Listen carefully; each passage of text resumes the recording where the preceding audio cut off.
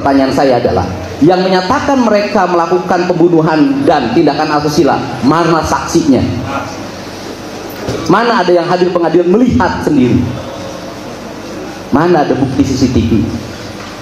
Logikanya sudah tidak nyambung menurut saya. Yang mulia ada yang bilang goblok, tolong ya mulia. Tidak, ini baru, ini menghina persidangan kalau gini. Ini penonton macam apa? Kalau bilang goblok-goblok ruang sidang, itu perlu, itu yang perlu. Buka hati jaksa, terbuka hati polisi, mengakui bahwa kerja tahun 2016 itu centang perenang, serampangan. Iya, serampangan. Maka mereka justru akan bisa mengajukan pertanyaan, dan siapa tahu mereka juga punya bukti-bukti untuk mendukung pembebasan para terpidana. Seperti itu, Mas. Tapi ya kemungkinan itu tampaknya memang bukan tampaknya, sudah kentara tidak diambil oleh pihak jaksa. Mereka tetap ingin 6 orang terpidana itu ada di dalam penjara.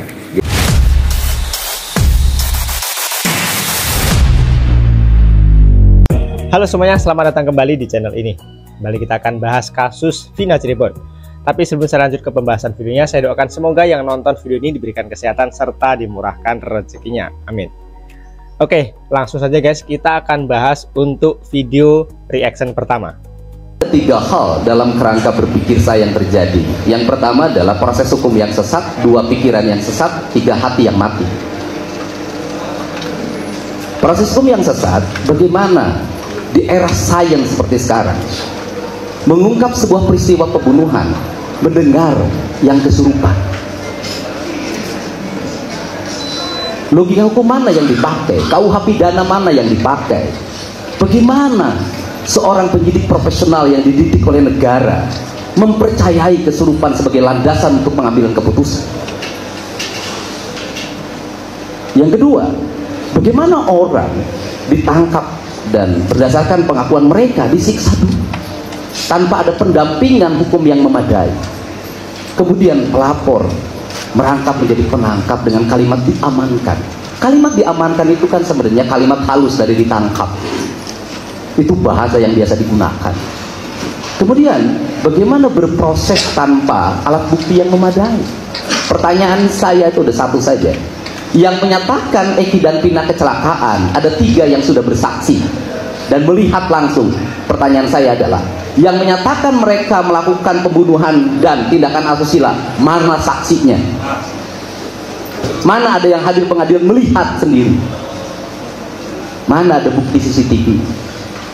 Logikanya sudah tidak nyambung menurut saya. Masa kita sekolah yang tinggi-tinggi, belajar ilmu logika di hukum tidak dipakai dalam logika ini? Ya guys, Kang Deddy Mulyadi yang baru-baru ini menjadi saksi dan menyatakan ya bahwa yang menyatakan mereka melakukan pembunuhan dan tindakan asusila itu mana saksinya. Sementara di sini para terpidana ya yang menyatakan bahwa ini kasus kecelakaan sudah ada 3 saksinya yang dihadirkan dalam persidangan ini. Sementara yang menyatakan pembunuhan sampai saat ini mana saksi kok tidak muncul? Itu pernyataan dari Kang Deddy. Luar biasa sekali Kang Deddy Mulyadi dalam mengungkapkan ya kebenaran dalam kasus Vina ini. Ya di sini masa iya ya seorang yang kesurupan bisa dijadikan landasan untuk menangkap ya terpidana kesurupan ya. Jadi saksi dari kesurupan itu bisa menjadi landasan mereka untuk menghukum para terpidana kasus Vina ini. Kan lucu sekali ya guys ya. Gimana nih pendapat kalian tentang Kang Deddy yang bersaksi ini? Luar biasa, kita support terus Kang Deddy Mulyadi. Semoga segera mungkin para terpidana ini segera dibebaskan guys ya. Itu harapan kita. Oke, selanjutnya kita akan reaction. Di sini Bapak Reza Indragiri yang luar biasa juga dalam memberikan keterangannya terkait kasus Vina dan Eki ini. Kita acap kali agak salah kaprah memandang bahwa jaksa pasti harus menuntut seseorang itu bersalah. Enggak Mas, kalau pembuktian di ruang sidang tidak meyakinkan jaksa atau proses pembuktiannya lemah, maka jaksa boleh, betul-betul boleh untuk mengatakan kami menuntut bebas. Boleh Mas. Demikian pula pada kasus PK ini, pada sidang PK ini.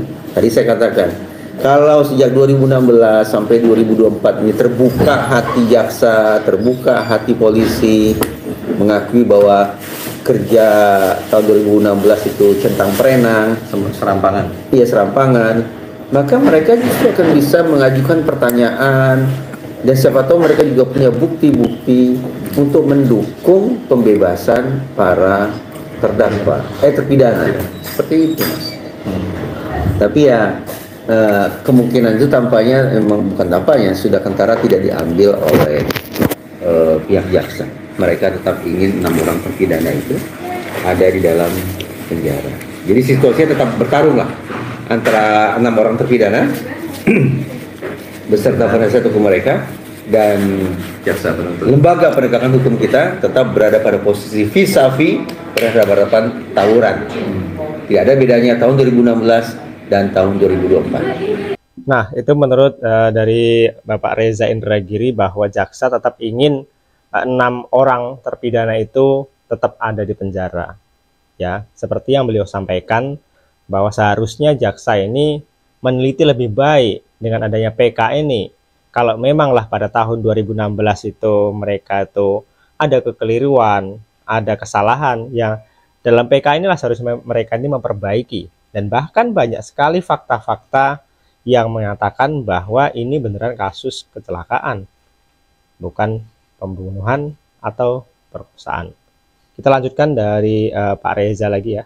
Dari sejumlah pemberitaan yang coba saya simak, jaksa ini kan bisa kita tafsirkan mengajukan pertanyaan-pertanyaan yang tetap bertentangan dengan posisi para terpidana.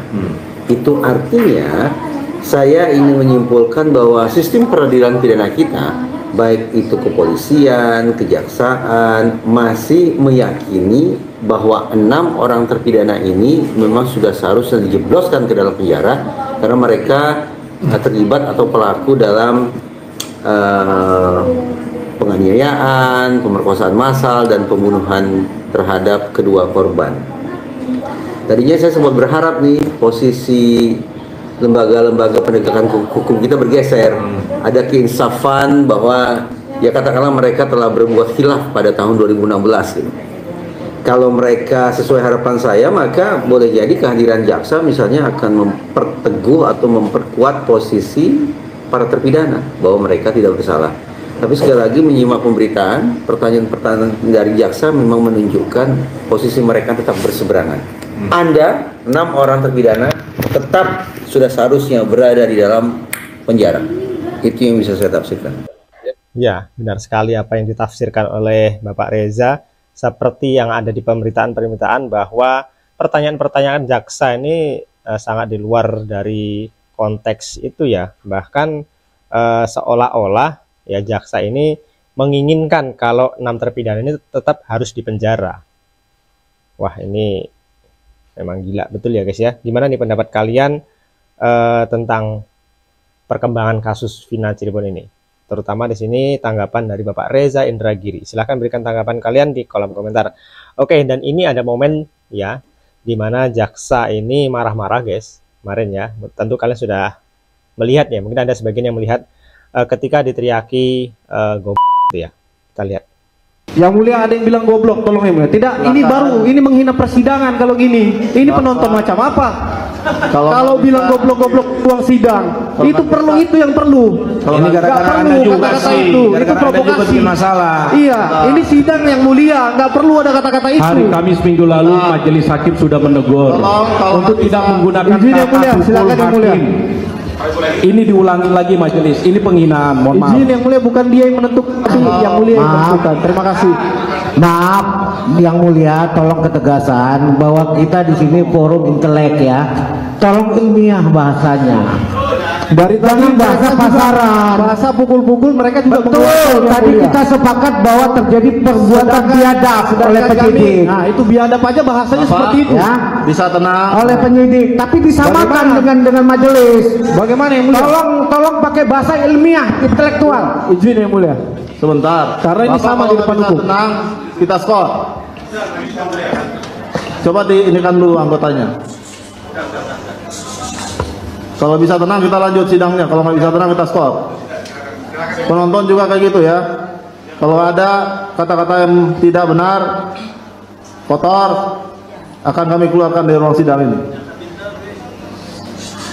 Baik, masih ada? Ya guys, itu momentum ketika jaksa yang mungkin kalian menyebutnya jaksa Suneo ya, yang emosi marah-marah ketika diteriaki oleh penonton atau pengunjung sidang dengan kata-kata yang tadi ya. Jadi di sini nggak terima ya, seperti itu.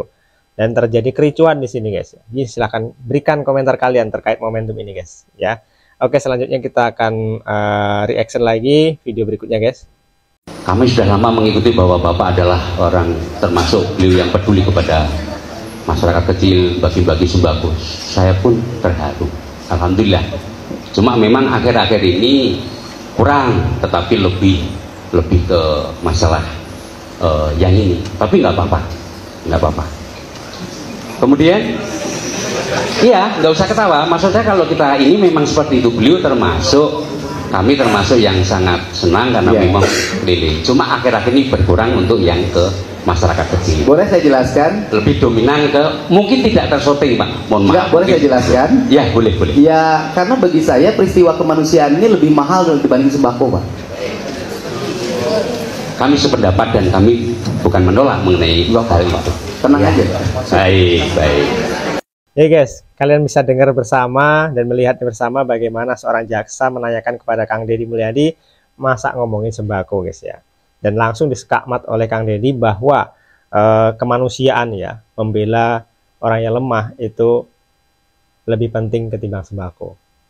Kan aneh pertanyaan yang tidak masuk akal yang dilontarkan oleh jaksa ini kepada saksi Kang Deddy Mulyadi ini. Ya, mungkin mereka ini ngapain sih Kang Deddy yang biasanya bagi-bagi sembako sekarang kok berkurang ya, terus kok lebih mementingkan kasus Vina ini, lebih mementingkan pembebasan terpidana kasus Vina ini. Jadi di sini langsung disekak oleh Kang Deddy bahwa pembebasan mereka yang terpidana nggak salah ini, dihukum ini lebih penting ya ketimbang bagi-bagi sembako. Luar biasa Kang Deddy Mulyadi ya. Oke guys, jadi gimana nih komentar kalian terkait video ini? Silahkan berikan tanggapan kalian dan mari sama-sama kita doakan semoga kasus Vina ini segera clear dan semoga para terpidana sekarang yang lagi berjuang mengajukan PK atau peninjauan kembali itu bisa berhasil dan mereka bisa bebas. Itulah harapan kita bersama. Sekian, sampai jumpa lagi di video berikutnya. Assalamualaikum warahmatullahi wabarakatuh.